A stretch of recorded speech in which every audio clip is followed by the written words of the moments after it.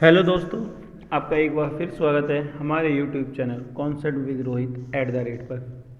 तो जैसा कि आपको पता ही है, हमारी एक जो नई सीरीज़ जो कि अब थोड़ी सी पुरानी हो चुकी है, जिसमें हम पढ़ते हैं, हिंदी को पढ़ना सीखते हैं और साथ ही हिंदी को पढ़ के समझना सीखते हैं। क्योंकि हिंदी पढ़ने का मतलब ये नहीं होता कि आपको हिंदी को समझना आ गया।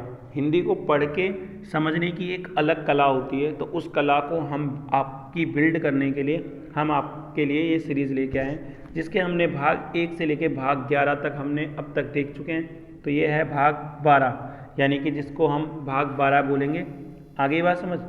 तो देखते हैं अब हमारे इन भागों में होता क्या है।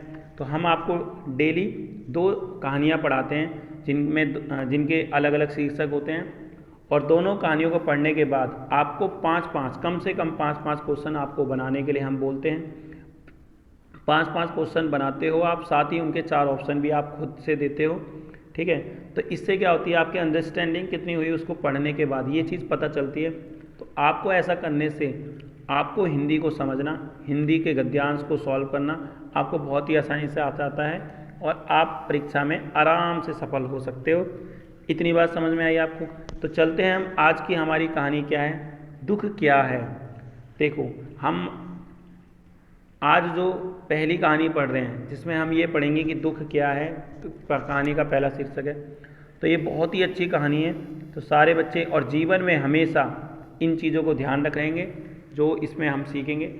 और हम एक चीज़ और आप देखते होंगे कि हम जितनी भी कहानियाँ पढ़ते हैं और जितने भी डेली हम गद्यांश के लिए ये चीज़ें सीख रहे हैं, इनमें हमें रोज़ एक ना एक नई चीज़ें सीखने के लिए मिल रही हैं। और मेरे हिसाब से आपको बहुत कुछ सीखने के लिए मिल रहा है। जीवन में आप इन चीज़ों को अमल भी करेंगे। हिंदी तो आपकी बनी ही रही है अच्छी, साथ ही साथ आपको शिक्षा भी बहुत प्यारी प्यारी मिल रही है। तो यहाँ पर जो पहली कहानी है कि दुख क्या है, ये हम पढ़ रहे हैं। ठीक है।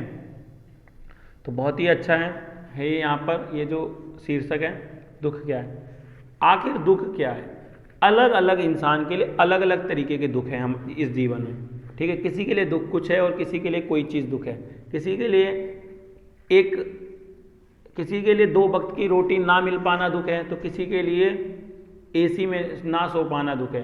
किसी के लिए साइकिल पे चलना, किसी के लिए मतलब शरीर को स्वस्थ रखना दुख है, तो किसी के लिए गाड़ी में घूमना दुख है। ठीक है। किसी के लिए कोई ये चाहता है कि भाई मैं बाइक नहीं खरीद पा रहा हूँ, साइकिल पे चल रहा है और बाइक खरीदना चाहता है और नहीं खरीद पा रहा है, तो उसके लिए वो दुख है। कोई बाइक पे चल रहा है और वो कार खरीदना चाहता है, तो उसके लिए वो दुख है। दुख बहुत तरीके के होते हैं। कोई शरीर से दुखी है तो कोई किसी से दुखी है, कोई घर परिवार से दुखी है तो कोई कैसे दुखी है, कि कोई अपने अकेलेपन से दुखी है। ठीक है। कोई परिवार में रहने के बाद दुखी है, कोई घर के कलेश से दुखी है, तो कोई एकांत से दुखी है। बहुत सारी दुखें हैं। तो आगे चलते, कोई धन दौलत से दुखी है तो कोई अपने शरीर से दुखी है। बाकी देखते हैं, ये तो मैंने अपने हिसाब से बता दिया। बाकी कहानी में क्या है ये हमें पढ़ के पता चलेगा। दुख क्या है। एक खुशहाल परिवार, यानी एक खुशहाल जो परिवार होता है, एक परिवार जिसमें मतलब सब रहते हैं, भाई बहन चाचा ताऊ के बच्चे भी रहते हैं। तो यही बातें हैं कि घर में सबके रहने से वो होता है, और तो सबके अपने अपने दुख हैं। बाकी इसको पढ़ के हमें समझ में आएगा कि कैसा है। और खुशहाल परिवार क्या होता है वो आपको मैंने बता ही दिया, कि जिसमें सारे लोग खुशी खुशी रहते हैं, तो वो होता है खुशहाल परिवार। एक खुशहाल परिवार कैसा है। एक खुशहाल जिसमें माता पिता, दादा दादी होगा और भाई बहन थे। ठीक है। अच्छा, ये इस कहानी के हिसाब से दादी नहीं है, दादा हैं, भाई बहन थे। उन्हें अपनी खुशियों पर नाज था। ये जो खुशहाल परिवार है, इन सबको लोगों को क्या था, अपनी खुशियों पर नाज था। यानी ये जो खुशियाँ हैं ना इनके जीवन में, सुख हैं, उस पर इन्हें घमंड था। घमंड माने एक प्राउड कह सकते हैं, नाज था। एक दिन ऐसा आया जब पिता ने साथ छोड़ दिया। देखो इस कहानी में क्या है, ये जो शीर्षक है, ये देखो यहाँ से लेके यहाँ तक, ये मतलब यहाँ तक। तो इसमें तो हल्का हल्का बताया है। ठीक है। बाकी पूरा किस में बताएगा, वो कहानी आएगी उसमें पढ़ाएगा। ठीक है। अभी यहाँ पढ़ लेते हैं क्या है। तो एक दिन क्या हुआ, एक दिन ऐसा है जब पिता ने साथ छोड़ दिया, पिताजी चले गए, और अपने बेटे के चले जाने से दादाजी को बेहद अफसोस था। अब पिताजी चले गए तो पिताजी के जो पिताजी थे, यानी उनके दादाजी बच्चों के, उन्हें भी बड़ा अफसोस था कि मेरा बेटा चला गया। और उन्होंने अपनी बहू और पोते पोती के भविष्य को पहला स्थान दिया। और उन्होंने क्या सोचा कि मेरा बेटा चला गया, मगर उन्होंने अपनी जो बहू थी, यानी बेटे की जो बीवी थी, उनको और अपने पोते पोती के भविष्य को क्या दिया, पहला स्थान दिया। और अपने गमों को छोड़कर नई राह पर चलने का जज्बा अपने घर वालों को दिया। और अपने गम यानी कि जो उनके दुख थे, उनकी जो परेशानी थे, जो उनके कष्ट थे, उनके जो गम थे जीवन में, उनको छोड़कर, उनको भुलाकर क्या किया उन्होंने, नई राह पर चलने का जज्बा अपने घर वालों को दिया। यानी कि एक नई राह पे, यानी कि जीवन में जो चीज़ घटित हुई आपके साथ, जो परिस्थिति आई, जो कष्ट आए, जो दर्द आए, जो गम आए, उनको भुलाकर एक नई राह पर चलने का अपने घर वालों के साथ साथ खुद को भी एक नया जज्बा दिया। लेकिन 1 साल बाद ही उनके पोते की एक दुर्घटना में मृत्यु हो गई। ये एकदम सच की कहानी है।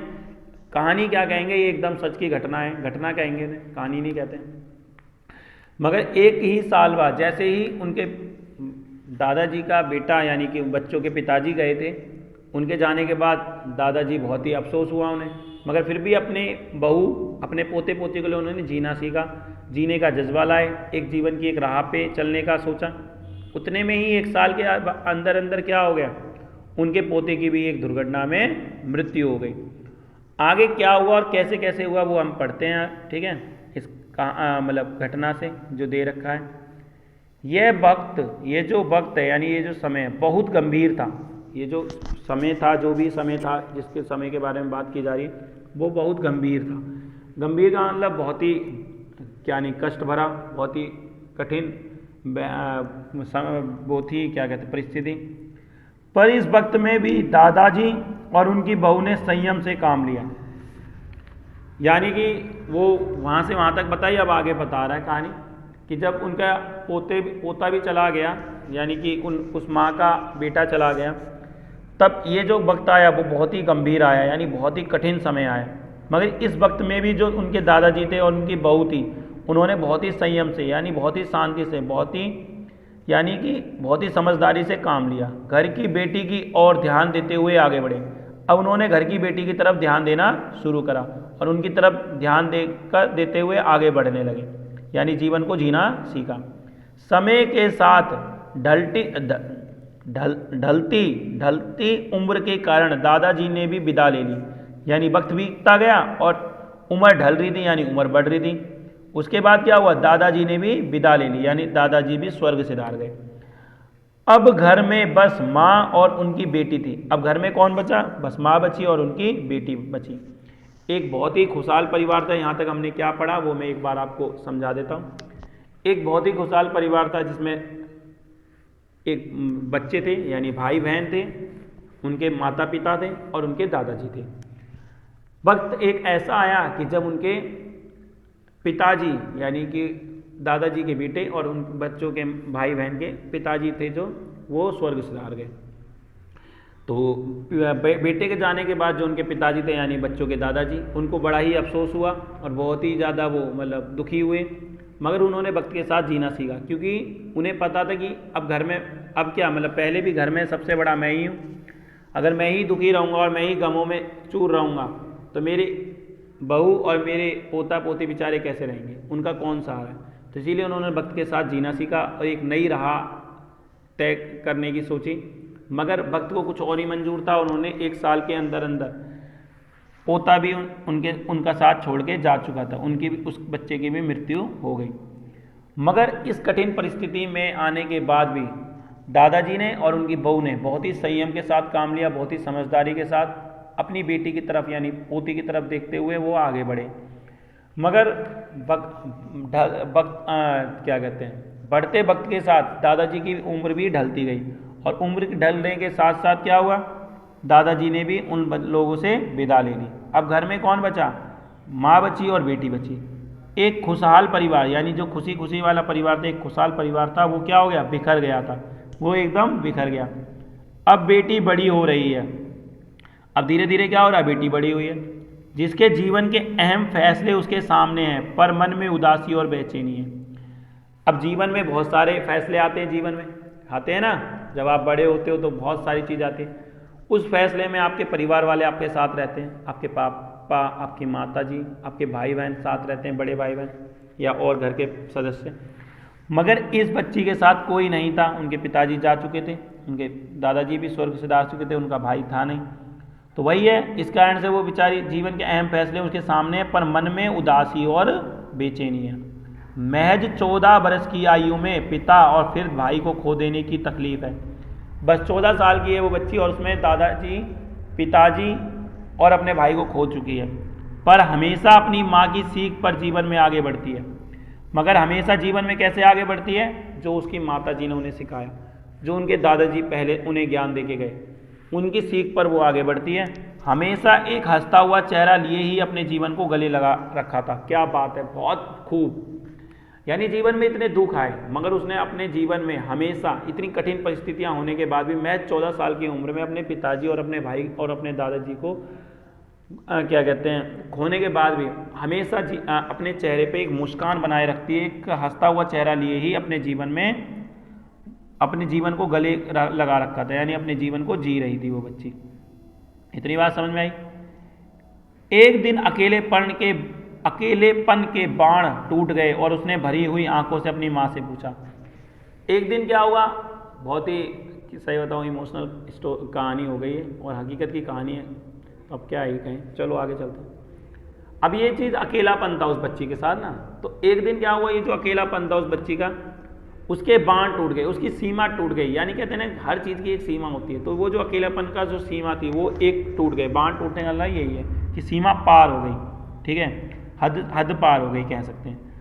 माँ, आप हमेशा कहती हो कि हमारी ज़िंदगी बहुत अच्छी है, दुनिया में बहुत तकलीफ़ है, पर हमारे साथ ईश्वर है, लेकिन मुझे तो ये नहीं लगता।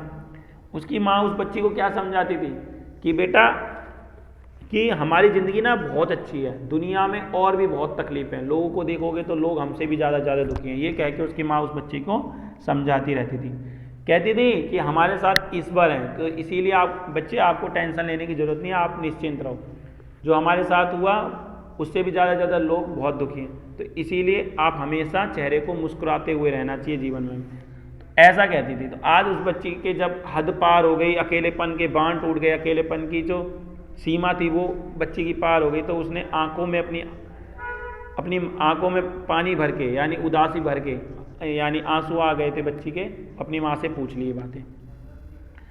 लेकिन अब ये जो ईश्वर हमारे साथ है, ये माँ बोलती थी, तो उस बच्ची ने बोला लेकिन मुझे तो ये नहीं लगता कि ईश्वर मेरे साथ है, लेकिन मुझे तो यह नहीं लगता। एक एक करके सब चले गए। अब बेटी क्या बोल रही अपनी माँ से, सब चले गए, जैसे पहले पिताजी गए, फिर भाई चला गया, फिर दादाजी चले गए, आज केवल उनकी यादें, आज बस उनकी यादें रह गई हैं। तब माँ ने उसे जवाब दिया, बेटा मैं मानती हूँ तूने बहुत कम उम्र में अपने पिता और अपने भाई को खो दिया। अब वो माता क्या बोलती है अपनी बेटी को कि ठीक है बेटा, मैं मानती हूँ कि आपने बहुत कम उम्र में अपने पिताजी को और अपने भाई को खो दिया, तुझे उनकी कमी महसूस होती है, यानी उनकी कमी तेरे को महसूस होती है, लेकिन बेटा तेरे पिता ने इस तरह की व्यवस्था की थी कि हमें कभी किसी के आगे हाथ नहीं फैलाना पड़ा। तो वो माँ बताती है कि मैं मानती हूँ कि बहुत कम उम्र में तुमने अपने पिताजी और अपने भाई को खो दिया, मगर तुम्हारे पिताजी ऐसी व्यवस्था, यानी इस तरीके से बना के गए थे हमारे लिए माहौल कि हमें कभी किसी के आगे हाथ नहीं फैलाना पड़ा, ना हमारे सर से छत हटी, ना कभी तेरी परवरिश में कोई कमी आई। ना तो हमारे घर से छत हटी का मतलब होता है कभी हमको दर दर भटकना नहीं पड़ा रहने के लिए, अपने आप को घर के लिए, ठीक है, यानी अपने आप को गुजारा करने के लिए, और ना ही तेरी परवरिश, यानी जो तेरी परवरिश हुई, यानी तेरा जो बचपन कटा, यानी तेरी को पालने पोसने में मेरे को कभी किसी चीज़ की, किसी के कारण, तेरी परवरिश के कारण कभी किसी के आगे हाथ नहीं फैलाना पड़ा, और ना ही तेरी परवरिश में कोई कमी भी आई। तेरे और मेरे नसीब में उन सबसे दूर जाना तय था, पर ईश्वर में विश्वास रखते हुए हमने हमेशा उसका आदर करके ज़िंदगी को गले लगाया। तेरे और मेरे नसीब में, ये तो नसीब की बात है बेटा, तेरे और मेरे नसीब में ये तय था कि उन लोगों का, जो लोग हमसे दूर गए, उनका दूर जाना तय था, मगर हमने हंसते हुए हर बात को गले लगाया है, ज़िंदगी को गले लगाया, ईश्वर पर विश्वास रखते हुए। हमने ईश्वर पर क्या करा, विश्वास रखा, क्योंकि हमने और भी कहानियाँ इससे पहले पढ़ी हैं बच्चों, तो क्या पढ़ा था उनमें हमने कि जीवन में जो भी होता है अच्छे के लिए होता है। तो यही बात यहाँ पर भी वो उसकी माँ दूसरे शब्दों में अपनी बेटी को समझाना चाह रही है कि ठीक है, ये मैं मानती हूँ कि बहुत कम उम्र में तूने अपने पिताजी और अपने भाई को खो दिया, मगर तेरे पिताजी एक ऐसी व्यवस्था करके गए थे कि हमें कभी भी छत के लिए, अपने खाने पीने के लिए, अपने मतलब वो कहते हैं कि अपने जीवन को व्यतीत करने के लिए लोगों के पास नहीं भटकना पड़ा, यानी दर दर भटकना नहीं पड़ा, और ना ही तेरी परवरिश में कभी कोई कमी आई। इस तरीके की तेरे पिताजी तेरे लिए व्यवस्था करके गए थे। और जीवन में हमारे नसीब में ही ऐसा लिखा था, उनका दूर जाना तय था तेरे और मेरे नसीब में। मगर जीवन में जो भी आया उसको हमने ईश्वर में विश्वास रखते हुए खुशी खुशी उसका आदर के साथ ज़िंदगी को गले लगाया और खुशी खुशी उसके स्वीकार किया। इस कारण ही हमें इस दुख को सहन करने की ताकत मिली, और ईश्वर पे विश्वास रखते हैं तो ही हमें कोई भी दुख आता है तो उसको सहने की ताकत मिलती है। अगर हमारा ईश्वर में विश्वास नहीं है तो हम किसी दुख को नहीं सह सकते। अगर यह हिम्मत नहीं होती तो आज हमारी ज़िंदगी एक अभिशाप बन जाती है। तो उनकी माता जी कह रहे हैं कि ईश्वर में जब हमने विश्वास रखा तो ईश्वर ने हमें ये हिम्मत दी। अगर आज हमारे पास ये हिम्मत नहीं होती, आज ईश्वर पे विश्वास नहीं होता, तो ये जो ज़िंदगी हमारी ज़िंदगी है वो ज़िंदगी ना रह के एक अभिशाप, एक श्राप बन जाती, जो कि हमें हमारी ज़िंदगी एक बोझ लगती, बोझ समान लगती। समझ में आया? तो ये बताना चाह रही उनकी माता जी इस कहानी से कि बेटा जीवन में जो होता है अच्छे के लिए होता है। अब पिताजी गए तो क्या बताएं। खुशी और गम एक ही सिक्के के दो पहलू हैं। सीख क्या है? जो खुशी आती है और जो गम आती है, जो दुख आता है और जो सुख आता है, जो दर्द आता है और जो खुशियाँ आती हैं, वो सब क्या है? एक ही सिक्के के दो पहलू हैं। अगर दुख है तो उसमें सुख भी है जीवन में, और जहाँ खुशियाँ हैं वहाँ पे दुख भी हैं, यानी कष्ट भी है। और हर एक पहलू ज़िंदगी में दस्तक देता है। तो एक ही सिक्के के दो पहलू हैं, खुशी है तो गम भी है। तो वही बता रहे हैं, और ये दोनों के दोनों पहलू जीवन में दस्तक जरूर देते हैं। कभी सुख है तो कभी दुख है, कभी खुशियाँ हैं तो कभी गम है, परेशानियाँ दस्तक देता है। बस व्यक्ति को गम को बड़ा नहीं बल्कि छोटा करके देखना चाहिए। और उनकी माता जी कह रही हैं, या फिर इस कहानी से हमें ये शिक्षा मिलती है कि जीवन में हमारे पास जो भी गम आते हैं उसे हम बड़ा करके नहीं देखना चाहिए, उसे गम को हमेशा छोटा करके देखना चाहिए। तभी हम जीवन में जी पाएंगे, और जीवन को जीने के लिए हमारे पास हमको वो शक्ति मिलेगी, हमें वो विश्वास मिलेगा, हमें उस दुख मतलब विपरीत परिस्थितियों में जीने के लिए एक जज्बा मिलेगा, जीवन के लिए उस दुख को सहन करने की एक शक्ति मिलेगी। और वो शक्ति हमें ईश्वर में विश्वास रखने से मिलती है, ना कि उसको गलत नकारात्मक चीज़ें सोच के मिलती है कि ये चीज़ मेरे साथ ही क्यों हुई। हम लोगों से भी, आप लोगों का जो भी दुख है उससे भी ज़्यादा दुख है लोगों के जीवन में, ठीक है। तो उन लोगों को देख के आपको अपने ऊपर कॉन्फिडेंस बनाना है, यानी विश्वास बनाना, और अपने जीवन को जीना है। एक हमने कहानी पढ़ी थी एक बाबा जी वाली, जहाँ पे सारे लोग दुखी थे, तो बाबा जी आए, सबने कहा अपना अपना दर्द अपनी अपनी पर्ची में लिखना। तो सब लोगों ने लिखी, और बाबा जी ने उन पर्ची को लेके एक टोकरी में और घुमा दिया, और फिर सबको अपनी अपनी पर्ची उठाने के लिए कहा। और ये बोला, मतलब एक एक पर्ची उठाने के लिए बोला, साथ ही ये बोला कि एक बात ध्यान रखें, कोई अपनी पर्ची ना उठाए, बस अपनी पर्ची ना उठाए, बाकी कोई भी पर्ची उठा ले। तो सब ने उठा ली। तो बाबा जी ने कहा अब जिसके पास जो पर्ची है आई है तो वो सब अपनी अपनी उन पर्ची को खोल के देखें, और जिसने जो पर्ची अपनी डाली थी, जो बाबा जी ने ये कहा था कि अपनी अपनी परेशानी लिख दो और मैं परेशानी आपकी दूर कर दूंगा। तो अब बाबा जी ने बोला कि आपकी जो परेशानी थी मैं उसको 1 मिनट में दूर कर देता हूँ, मगर अब जो पर्ची आपके पास आई है, किसी दूसरे की पर्ची आपके पास आई है, और उसमें जो दुख और दर्द लिखा है आपके जीवन में, वो परेशानी आ जाएगी। तब लोगों ने ये चीज़ पढ़ी और ये चीज़ महसूस करी कि जीवन में हम ही दुखी नहीं, सबके जीवन में कोई ना कोई दुख है। तब हर इंसान ने मना कर दिया, सबने कहा नहीं नहीं, मेरा जो दुख है, मेरा जो दर्द है वही रहने दो, मेरे उनसे ज़्यादा तो यही वाला है, मेरा ही दर्द सही है, इनका तो जीवन और मुसीबत है। तो ये भी पढ़ी थी हमने, एक भाग शायद 8 या 9 में पढ़ी थी ये वाली कहानी। बहुत ही प्यारी कहानी थी, बहुत ही बढ़िया, जिससे हमें बहुत कुछ सीखने को मिला। तो आज की कहानी का दूसरा शीर्षक क्या है? सुखी जीवन का रहस्य। क्या है? सुखी जीवन का रहस्य। सुखी जीवन का क्या रहस्य है वो हम पढ़ेंगे। तो बहुत ही अच्छी कहानी है ये भी, कि सुखी जीवन, अगर आपको सुखी रहना है, यानी सुख लाने आपके अपने जीवन में, खुशियाँ लानी है, उसका क्या रहस्य है, उसका क्या मतलब जादू है, तो ये हम पढ़ते हैं। एक संत अपना स्वयं का आश्रम बनाना चाहते थे। जो एक संत थे, संत महाराज थे, यानी ऋषि मुनि थे, वो क्या चाहते थे? अपना स्वयं का, यानी अपना खुद का एक आश्रम बनाना चाहते थे, ठीक है। जिसके लिए वो गांव-गांव की यात्रा करते और कई लोगों से मुलाकात करते थे। अब इसके लिए वो क्या करते? गांव-गांव मतलब अलग अलग गांव जाते थे और उनकी यात्रा करते थे, और कई लोगों से मुलाकात करते थे, यानी बहुत लोगों से मिलते थे, जुलते थे और उनसे बातचीत करते थे। इसी यात्रा के दौरान उनकी मुलाकात एक किसान से हुई। अभी आश्रम, एक संत महाराज थे, वो क्या करते थे, अपना खुद का आश्रम बनाना चाहते थे।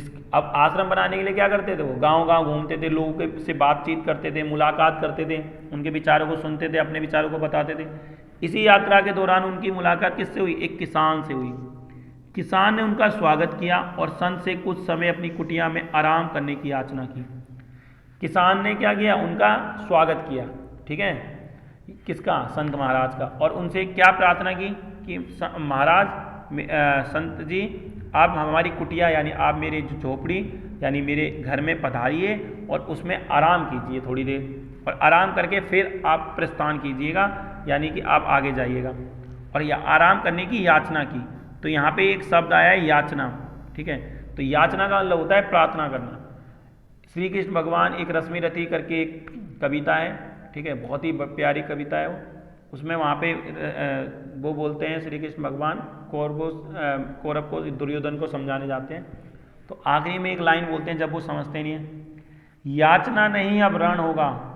तो याचना नहीं होगी, यानी कि अब तक तो मैं तुमसे प्रार्थना कर रहा था, तो अब जो याचना कर रहा था, अब वो याचना नहीं होगी, अब क्या होगा, रण होगा, यानी कि अब युद्ध होगा। क्योंकि बहुत प्यार से समझा लिया, अब समझ नहीं रहे तो याचना माने होती है प्रार्थना करना, ठीक है। संत उसके मीठे व्यवहार से प्रसन्न हुए। अब जो संत महाराज थे, उस किसान का इतना अच्छा मीठा व्यवहार था कि उससे प्रसन्न हुए, और उन्होंने उसका आग्रह स्वीकार किया। जो उसका आग्रह थी, जो उसका निवेदन था, जो उसकी प्रार्थना थी, उसको आग्रह माने समझ गए, निवेदन, प्रार्थना, उसको स्वीकार कर लिया, ठीक है।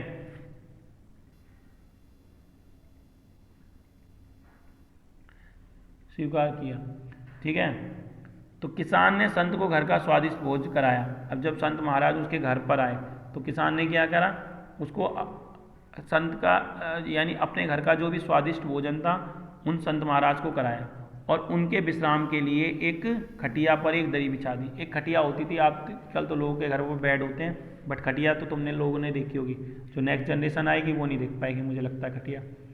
तो क्या कहते हैं, उसने अपने घर में क्या करा, पहले तो स्वादिष्ट भोजन कराया संत महाराज को, और फिर विश्राम के लिए यानी उनके आराम करने के लिए क्या करा, एक खटिया बिछा दी, और उन्होंने खटिया, विश्राम करने के लिए खटिया बिछा दी संत महाराज की जी के लिए। आगे चलते हैं। किसान खुद फर्श पर टाट बिछाकर सो गया, और जो ज़मीन थी उस पर टाट बिछाई यानी एक दरी बिछाई और खुद उस पर सो गया। किसान को सोते ही नींद आ गई, और उसके चेहरे के भाव से पता चल रहा था कि वह चैन की नींद, सुखद नींद ले रहा है। अब किसान को क्या हुआ, किसान ने चारपाई बिछाई और संत महाराज को उस पर विश्राम करने के लिए बोल दिया, और खुद नीचे दरी बिछा के, टाट बिछा के सो गया, और सोते ही उसे क्या हुआ, एक नींद आ गई। उसके चेहरे के भाव से पता चल रहा था कि वो एक सुखद नींद ले रहा है, यानी कि बहुत ही चैन की सांस ले रहा है। उधर संत को खाट पर नींद नहीं आ रही थी, उन्हें मोटे और नर्म गद्दे की आदत थी, और उधर संत महाराज थे, उनको नींद ही नहीं आ रही थी, क्योंकि उन्हें नर्म और गद्दे की आदत थी, मोटे और नर्म गद्दे की आदत थी, जो उन्हें दान में मिला था।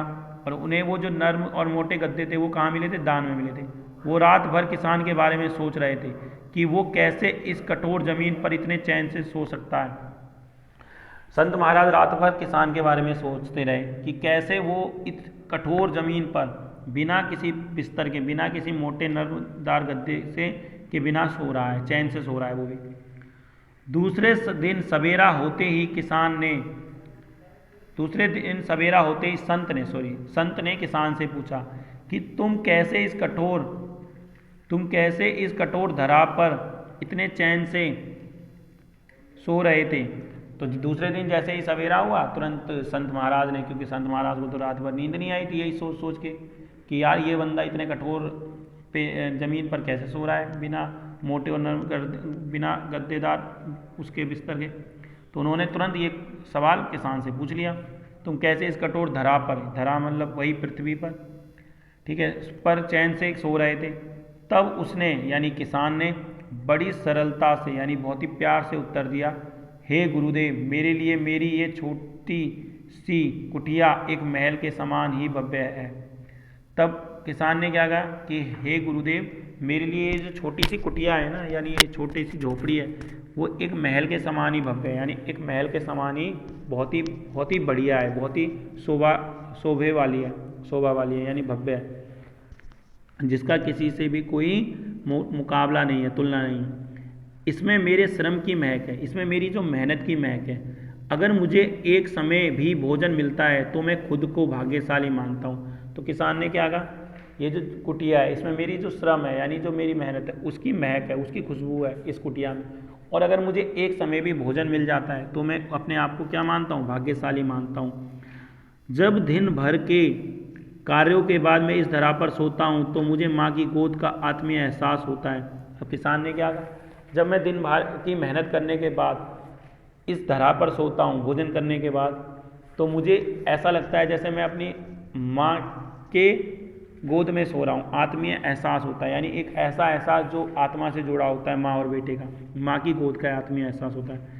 मैं दिन भर के अपने सत्कर्मों का विचार करते हुए चैन की नींद सो जाता हूँ, यानी कि दिन भर मैंने जो अच्छे काम किए, सत्कर्म किए हैं, उनका विचार, उनको सोचते हुए, मैं उनका एहसास करते हुए मुझे नींद आ जाती है, चैन की नींद आ जाती है।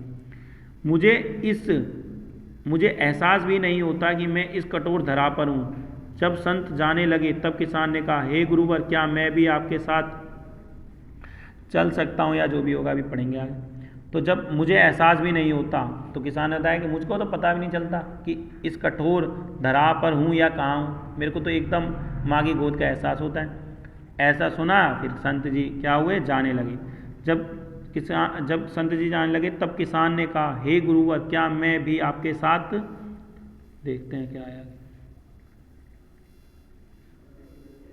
मैं भी आपके साथ आश्रम के लिए धन एकत्र करने चल सकता हूँ। वो जो संत महाराज थे वो अपना स्वयं का आश्रम बनाना चाहते थे। उसके लिए क्या कर रहे थे, गाँव गाँव घूम रहे थे, लोगों से बात कर रहे थे, लोगों से मिल रहे थे और धन एकत्र कर रहे थे।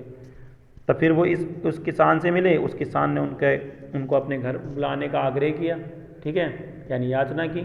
तो वो किसान के घर गए, वहाँ पे किसान ने उन्हें भोजन कराया और अब विश्राम करने के लिए एक चारपाई दी और खुद ज़मीन पर टाट बिछाकर सो गया।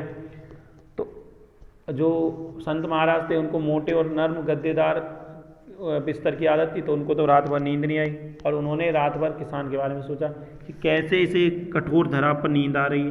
और सवेरे होते ही उसने किसान से ये सब चीज़ें पूछी कि कैसे भाई, ये सब कैसे पॉसिबल है, कैसे संभव है।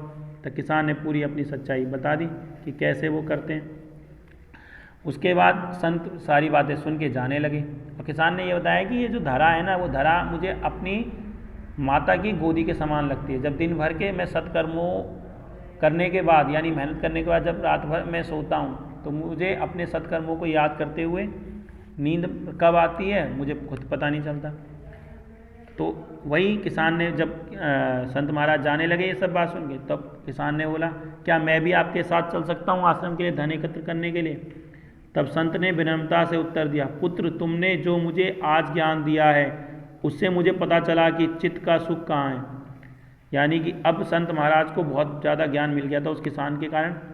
तो वो अब किसान से बोलते हैं कि जब वो बोलता है ना कि मैं धन एकत्र करने चलूँ आश्रम के लिए, तब संत जी कहते हैं विनम्रता से, यानी बिल्कुल एकदम अपनी, वो कहते हैं ना कि मतलब अपने आप को बिल्कुल एकदम विनम्र प्रार्थना करते हुए, प्रार्थना के साथ कि पुत्र, तुमने जो मुझे आज ज्ञान दिया उससे मुझे पता चलता है कि चित्त का सुख कहाँ है, यानी असली सुख कहाँ है। अब मुझे किसी आश्रम की इच्छा नहीं रह गई है। यह कहकर संत वापिस अपने देश लौट गए और एकत्र किया धन उन्होंने गरीबों में बांट दिया। अब उन्हें पता चल गया कि अगर आपको रहना है, आपको सुख है, अगर आप चैन की नींद ले रहे हो तो एक झोपड़ी में भी ली जा सकती है, ठीक है। तो उसमें आश्रम को बढ़िया एकदम महलदार बनाने की ज़रूरत नहीं है, उसके लिए धन एकत्र करने की ज़रूरत नहीं है। ये ज्ञान आज संत को मिल चुका था।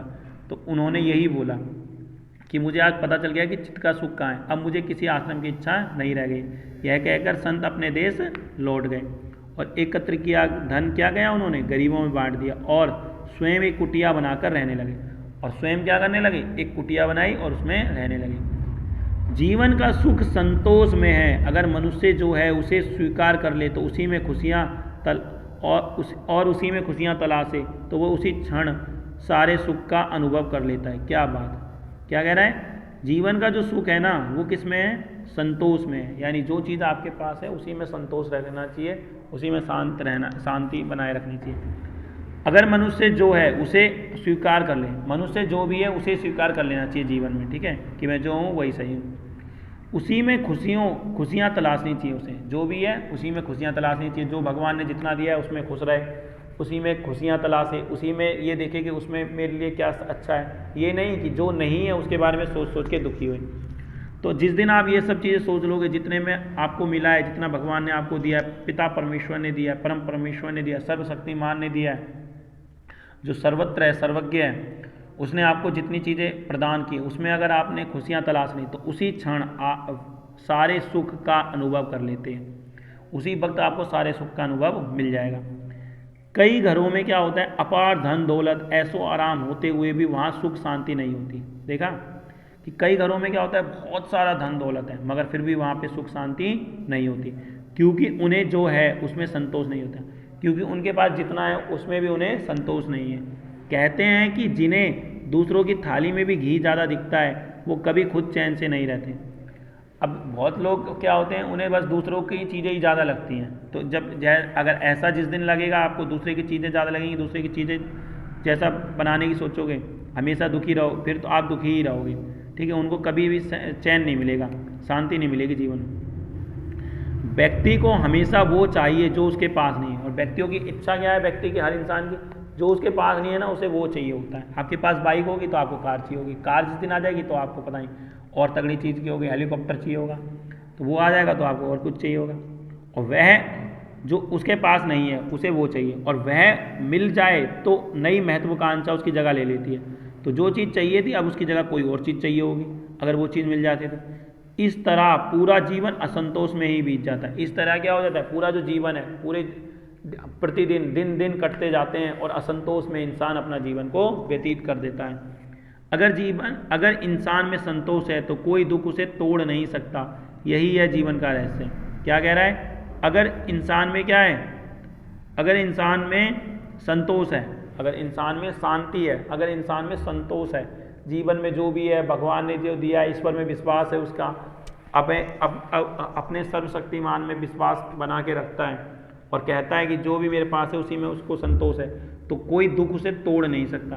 तो जीवन में कोई भी दुख आ जाए उसके जीवन में, उसे कोई भी उसे ख़त्म नहीं कर सकता, उसको नकारात्मक विचार नहीं बना सकता, उसको तोड़ नहीं सकता। यही है जीवन का रहस्य। और जीवन का रहस्य क्या है, यही है। तो यही सुखी जीवन का रहस्य है। सुखी जीवन का रहस्य है कि सुखी जीवन का रहस्य, ये लिखा है, यही है जीवन का रहस्य। तो यहाँ पे होना चाहिए यही है सुखी जीवन का रहस्य। तो बहुत ही अच्छी लगी मुझे तो ये कहानी, इस कहानी का भी शीर्षक। आपको ये दोनों कहानियाँ आज कैसी लगी, इसका आप हमें कमेंट बॉक्स में कमेंट करके बताइए। साथ ही चैनल को सब्सक्राइब किए अगर आपने अभी तक सब्सक्राइब नहीं किया है, और इसे आप खुद का अपना चैनल समझा कीजिए और कम से कम 1-2 लाइक का सब्सक्राइब बढ़वाओ, ठीक है। ज़्यादा से ज़्यादा सब्सक्राइब बढ़वाओ, जल्दी जल्दी 1000 सब्सक्राइबर कंप्लीट करवाओ, उसका मुझे बहुत बेसब्री से इंतज़ार है। बाकी कुछ दिन वीडियोस नहीं आई तो अब डेली वीडियोस आएंगी, ठीक है। तो जो भी बच्चा किसी भी चीज़ की तैयारी कर रहा है और उसमें हिंदी आती है, हिंदी गद्यांश आते हैं, तो उन लोगों के साथ आप इसको शेयर कर सकते हो। या फिर जो कहानियाँ सुनने में भी इंटरेस्ट रखते हैं कि बस कहानियाँ हैं, उन्हें किसी चीज़ की परीक्षा की तैयारी नहीं कर रही, बस कहानियाँ सुनी, तो वो भी ये सब चीज़ें वीडियो को देख सकते हैं। तो बाकी लाइक कीजिए वीडियो को ज़्यादा से ज़्यादा, कमेंट कीजिए और ज़्यादा से ज़्यादा वीडियो को शेयर कीजिए और चैनल को सब्सक्राइब करवाइए। बाकी मिलते हैं हम आपसे फिर एक नई वीडियो, एक नई शीर्षक, एक कहानी के साथ। तब तक के लिए हम आपसे विदा चाहते हैं।